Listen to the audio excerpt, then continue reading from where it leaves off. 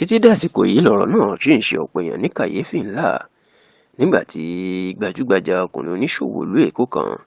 tó jẹ́ ọ̀gá àgbà fún iléeṣẹ́ Konga ìyún iléeṣẹ́ tó máa ń ta ọjà lórí ẹ̀rọ ayélujára alàgbà Nick Imudia tó jáde láyé tó kú lójijì tó sì jẹ́ pé ọkùnrin náà pẹ̀lú bó ṣe ní owó tó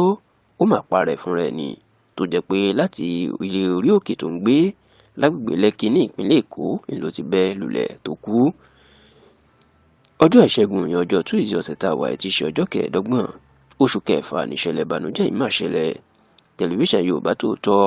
kò tí ì lè fìdí ìmúlẹ̀ ìdí tí ọ̀gbẹ́ni Nick Imudia tó fi parẹ́ nípakúpa bẹ́ẹ̀ o,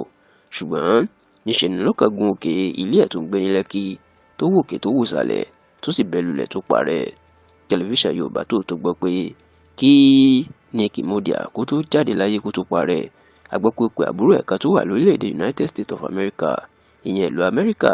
láti sọ fún pé òun ti fẹ́ parẹ́ òun o, tó sì lọ sọ fún ọkùnrin náà bí yóò ṣe pé gbogbo àwọn dúkìá àti ogún tó fi sílẹ̀ láàrin àwọn mọ̀lẹ́bí àti àwọn ọmọ ẹ̀.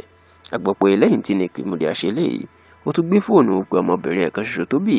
wọn ló sọ fún pé òun ti ń lọ sọ́run òun ti fẹ́ parẹ́ òun o, kí ọmọbìnrin náà má ṣe sunkún jù kó má ṣe ba inú jẹ́, tó sì ní òun yóò máa wà pẹ̀lú ẹ̀ àti pé gbogbo kí ìgbà tó bá nílò ìrànlọ́wọ́ òun tó kàn gbójú sókè òun yóò máa fara hàn. Lẹ́yìn eléyìí ni Nick Imudia ló parẹ́ o, tó sì jẹ́ pé dàsìkò yìí làwọn èèyàn ń ṣe mọ̀ pé kí ló lè ṣe ọkùnrin náà tó sì wà ní ọ̀dọ́ tí owó tó wà lọ́wọ́ ẹ̀ tó fi lè gba ẹ̀mí ara ẹ̀. Nígbà ayé Nick Imudia, ọ̀gá àgbà iléeṣẹ́ Konga ìyún Chief Executive Officer ní Konga ìlú jẹ́ kó tó kọ̀wé fipò sílẹ̀ ní iléeṣẹ́ náà, tó sì jẹ́ pé lásìkò tó parẹ́ ìyún lásìkò tó kú